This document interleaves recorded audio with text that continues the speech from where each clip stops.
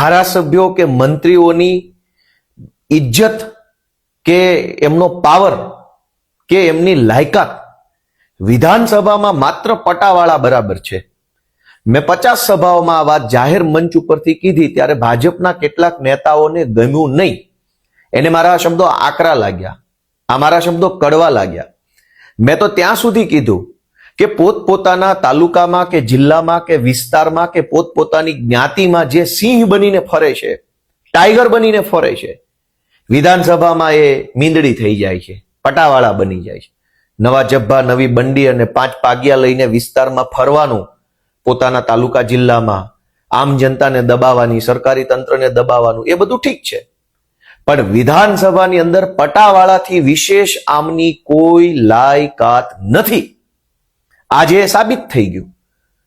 મને વિસાવદર વિધાનસભાની જનતાએ ધારાસભ્ય બનાવ્યો પછી હું વિધાનસભાના સત્રમાં ગયો અને મેં મારી નજરે જોયું કે ભાજપના એક પણ ધારાસભ્યનું કશું જ ઉપજતું નથી. પટાવાળા કરતા પણ એમનું નીચેનું ધોરણ છે, નીચેનું સ્ટાન્ડર્ડ છે.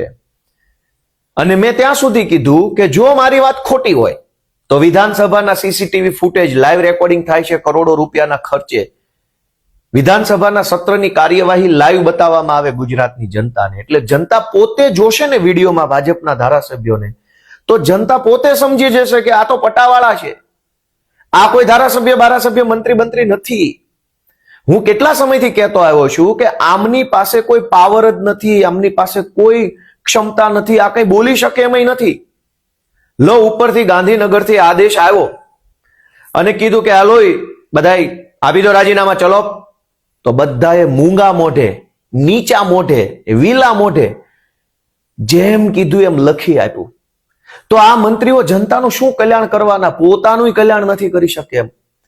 પોતાના માટે કઈ દલીલ ન કરી, કોઈ તર્ક ન કર્યો, કોઈ આર્ગ્યુમેન્ટ નહીં, કશું જ નહીં, કીધું એટલે લખી દીધું. તો કેટલા નિષ્ફળ માણસો છે આ બધા, અને કેટલા અસક્ષમ માણસો છે. તમે વિચારો કે ઉપરથી એક આદેશ આવ્યો ને બધાએ લખી દીધું. અને આપણે જનતા એમ આશા રાખીએ છીએ કૃષિ મંત્રી ખેડૂતોનું કલ્યાણ કરશે અને ગૃહમંત્રી ગુજરાતમાંથી કાયદો ને વ્યવસ્થાને દુરસ્ત કરી ગુંડા નાબૂદ કરશે, સહકાર મંત્રી સહકારી મંડળીનું મજબૂત કરશે નેટવર્ક. આપણને એવી આશા છે કે આ બધા પોતે પોતાનું કંઈ કરી શકે એમ નથી. દોસ્તો, આજે જે મંત્રીમંડળનું રાજીનામું લઈ લેવામાં આવ્યું છે એના ઉપરથી એક બીજી વાત ફલિત થાય છે કે આ લોકો નિષ્ફળ રહ્યા છે.